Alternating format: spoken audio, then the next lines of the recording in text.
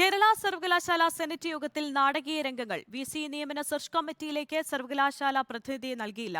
പ്രതിനിധിയെ ആവശ്യപ്പെട്ട ഗവർണറുടെ നടപടിയും ഇതിനായി സെനറ്റ് യോഗം വിളിച്ചു ചേർത്തതും നിയമവിരുദ്ധമാണെന്ന പ്രമേയം പാസാക്കി. പതിവിന് വിപരീതമായി വൈസ് ചാൻസലറെ ഒഴിവാക്കി പ്രോ ചാൻസലറായ ഉന്നത വിദ്യാഭ്യാസ മന്ത്രി R. ബിന്ദുവായിരുന്നു സെനറ്റ് യോഗത്തിൽ അധ്യക്ഷയായത്. എന്നാൽ നിയമവിരുദ്ധമെന്ന് ചൂണ്ടിക്കാട്ടി VC മോഹനൻ കുന്നുമ്മേൽ പ്രമേയത്തെ എതിർത്തു.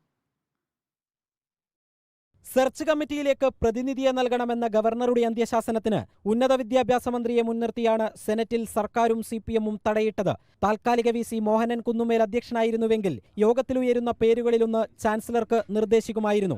ഇത് മറികടക്കാൻ മന്ത്രിയെ നാടകീയമായി കളത്തിലിറക്കി. യോഗം വിളിച്ച താനാണ് അധ്യക്ഷത വഹിക്കേണ്ടതെന്ന VC-യുടെ വാദം മന്ത്രി അംഗീകരിച്ചില്ല. സെർച്ച് കമ്മിറ്റി നാമനിർദ്ദേശമെന്ന യോഗത്തിന്റെ ഏക അജണ്ട മന്ത്രി വായിച്ചതോടെ ഇടതംഗങ്ങൾ എതിർത്തു.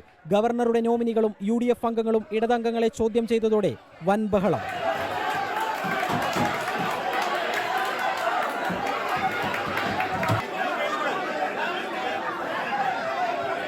ഇതിനിടെ സെർച്ച് കമ്മിറ്റി രൂപീകരണത്തിനെതിരെ ഇടതംഗത്തിന്റെ പ്രമേയം. ശബ്ദവോട്ടോടെ പ്രമേയം പാസായതായി മന്ത്രി പ്രഖ്യാപിച്ചു.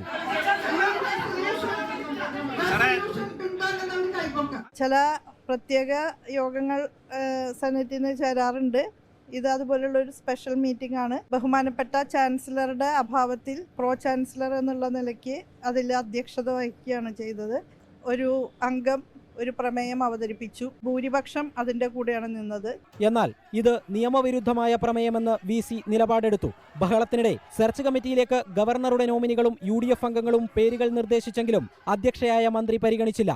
ബഹളം കടുത്തതോടെ യോഗം പിരിച്ചുവിട്ടു. സെർച്ച് കമ്മിറ്റിയിലേക്ക് പ്രതിപക്ഷ സംഘടനകൾ നിർദ്ദേശിച്ച ഒരു പേരും മന്ത്രി ഒപ്പിട്ട സെനറ്റ് യോഗ മിനിറ്റ്സിൽ ഉൾപ്പെടുത്തിയില്ല.